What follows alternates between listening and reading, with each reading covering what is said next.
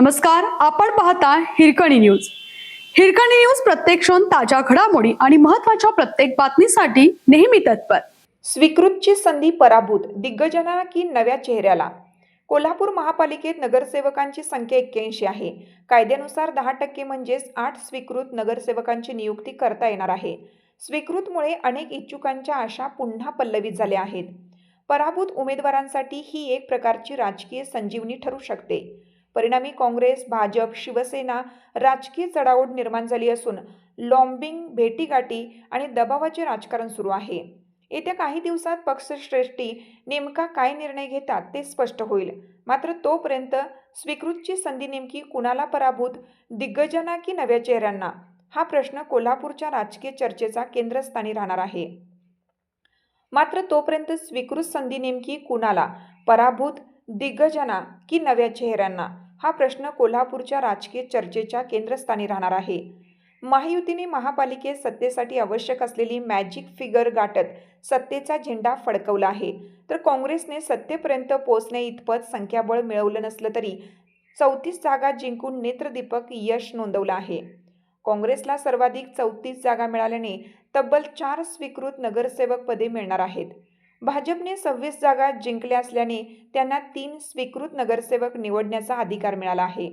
शिवसेनेला 15 जागा मिळाल्याने 1 स्वीकृत नगरसेवक पद मिळणार आहे. राष्ट्रवादी, ठाकरे सेना आणि जनसुराज्य पक्षाला एकही स्वीकृत नगरसेवक पद मिळणार नाही. महापालिका निवडणुकीत सर्वच प्रमुख पक्षांचे काही दिग्गज उमेदवार पराभूत झाले आहेत. काहींचा पराभव अगदी 100-200 मतांच्या फरकाने झाला आहे. अशा नेत्यांसाठी हा पराभव धक्का देणारा असला तरी स्वीकृत नगरसेवक पदांच्या माध्यमातून राजकीय पुनर्वसनाची संधी उपलब्ध आहे. त्यामुळे अनेक पराभूत दिग्गजांनी पक्षश्रेष्ठी, आमदार आणि प्रमुख पदाधिकाऱ्यांकडे जोरदार लॉबिंग सुरू केली आहे.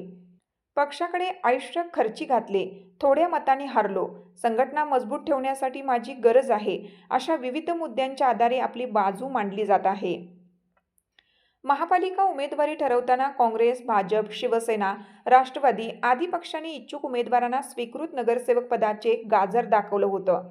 बंडखोरी टाळण्यासाठी, नाराज इच्छुकांना शांत ठेवण्यासाठी आणि संघटनात्मक समतोल राखण्यासाठी ही आश्वासने दिली होती.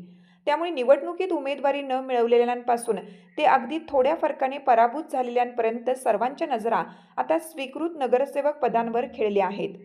बंडखोरी थांबवण्यासाठी आम्हाला शब्द दिला होता, पक्षाच्या सांगण्यावरून निवडणूक लढवली नाही, प्रचारात ताकद लावली, अशा कारणांवर हे इच्छुक आपला हक्क सांगत आहेत. त्यामुळे पक्ष नेतृत्वासमोर मोठे आव्हान उभे राहिले आहे.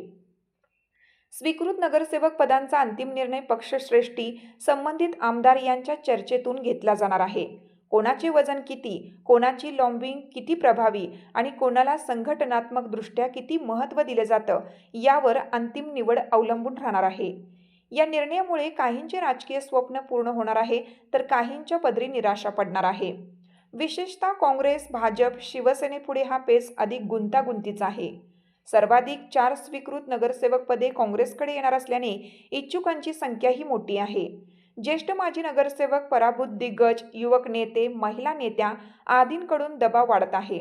संघटन टिकवण्यासाठी अनुभवी नेत्यांचे पुनर्वसन तर नव्या चेहऱ्यांना संधी देऊन भविष्याकडे नेतृत्व तयार करण्याची गरजही पक्ष नेतृत्वाला जाणवते.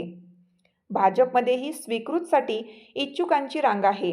काही मातब्बर उमेदवार पराभूत झाले असल्याने त्यांचे राजकीय भवितव्य सुरक्षित ठेवण्यासाठी स्वीकृतचा पर्याय पुढे केला जात आहे. शिवसेनेला एकच स्वीकृत मिळणार असल्याने स्पर्धा तीव्र आहे. शिवसेनेच्या बालेकिल्ल्यात काही जुने चेहरे पराभूत झाल्याने त्या एकाच जागेसाठी अनेक दावे पुढे येत आहेत. आपल्या हिरकणी न्यूज चॅनलला लाईक करा, शेअर करा आणि सबस्क्राईब करायला विसरू नका.